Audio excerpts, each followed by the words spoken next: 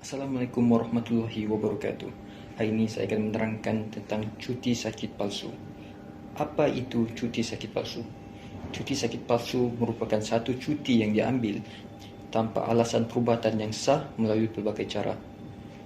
Sebagai contoh, melalui memalsukan cuti sakit palsu, menggunakan cuti sakit orang lain, ataupun dengan penyalahguna kuasa dengan merasua dokter untuk mendapatkan cuti sakit palsu. Melalui pandangan pendidikan dan juga pekerjaan, cuti sakit palsu merupakan satu tindakan yang tidak beretika dan melanggar undang-undang. Secara ringkasnya, cuti sakit palsu merupakan satu cuti sakit yang tidak berdasarkan kesihatan sebenar seseorang. Baiklah, saya akan terangkan bagaimana punca berlakunya cuti sakit palsu ini. Yang pertama ialah tekanan kerja dan juga akademik. Tekanan yang berpunca daripada bebanan kerja dan juga tugasan akademik yang berlebihan boleh menyebabkan seseorang itu mengalami keletihan fizikal dan juga mental. Dalam keadaan ini, terdapat individu yang memilih untuk mengambil cuti sakit palsu sebagai cara untuk melarikan diri daripada tekanan yang mereka hadapi. Yang kedua ialah sikap yang tidak bertanggungjawab.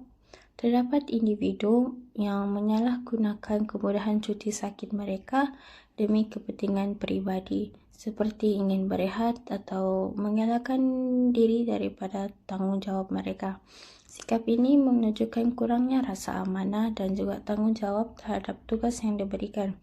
Yang ketiga iaitu masalah peribadi dan emosi. Tekanan daripada isu keluarga, kewangan atau emosi yang tidak diurus dengan baik boleh mendorong seseorang itu untuk mengambil cuti sakit palsu.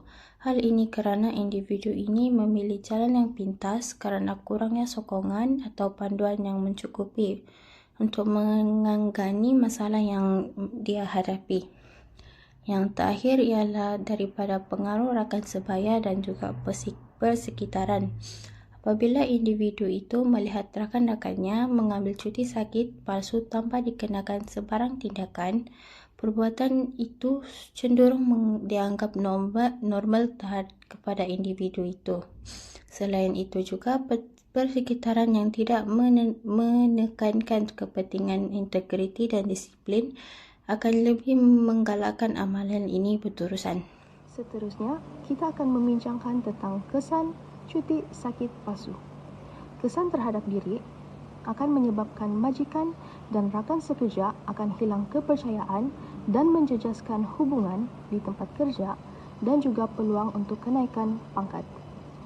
Ia juga akan menjejaskan etika, integriti diri dan melemahkan nilai moral. Ia juga akan membentuk sikap tidak bertanggungjawab di dalam diri kita. Untuk masyarakat pula, ia akan menormalisasikan budaya menipu, di mana nilai kejujuran dan integriti dalam masyarakat semakin terhakis. Ini menyebabkan image profession, khususnya sektor kerajaan, akan terjejas. Ia juga akan memberikan kesan yang buruk kepada generasi muda. Seterusnya, ia juga memberi kesan terhadap negara, di mana produktiviti tenaga kerja negara akan menurun. Ekonomi negara akan terjejas akibat ketidakcekapan. Ia juga akan memberikan beban terhadap sistem kesihatan awam.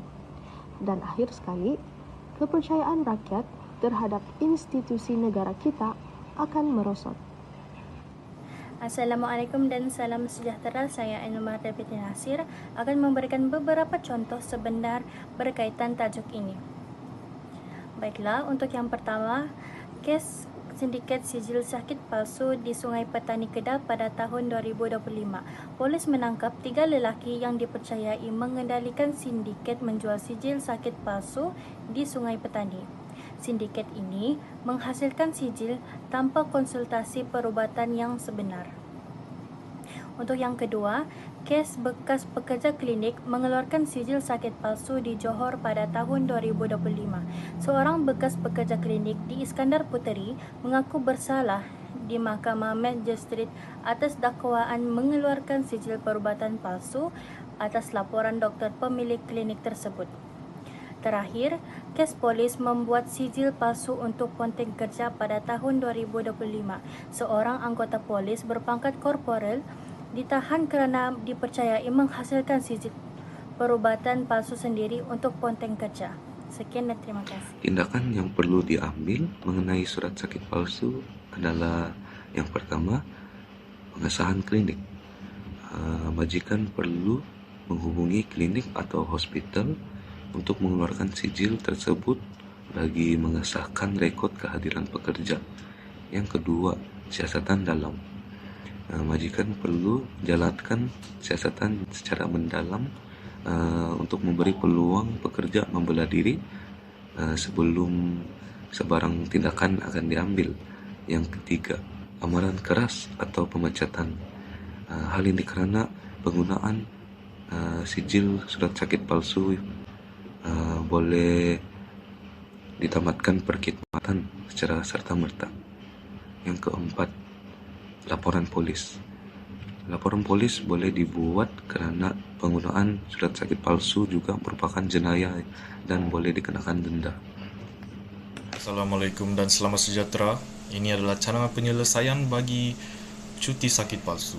Syarikat perlu memperketatkan proses pengesahan MC dengan menghubungi klinik atau menggunakan sistem EMC bagi memastikan setiap cuti sakit adalah tulen. Program kesedaran dan pendidikan mengenai etika kerja harus dijalankan bagi meningkatkan pekerjaan tentang kepentingan integriti dan kesan negatif penipuan MC. Majikan wajar meningkatkan kesejahteraan pekerja melalui pengurusan beban kerja yang adil dan sokongan kesihatan mental untuk mengurangkan kecenderungan memasukkan cuti. Penggunaan sistem rekod kehadiran dapat membantu mengesan corak cuti mencurigakan dan memudahkan semakan oleh pihak HR. Audit berkala terhadap rekod cuti perlu dilakukan bagi mengesan lebih awal sebarang penipuan atau ketidaktulusan dalam pemohon cuti sakit. Menjalinkan kerjasama dengan klinik panel dapat memastikan semua MC yang diterima adalah sah dan dikeluarkan melalui saluran yang dipercayai.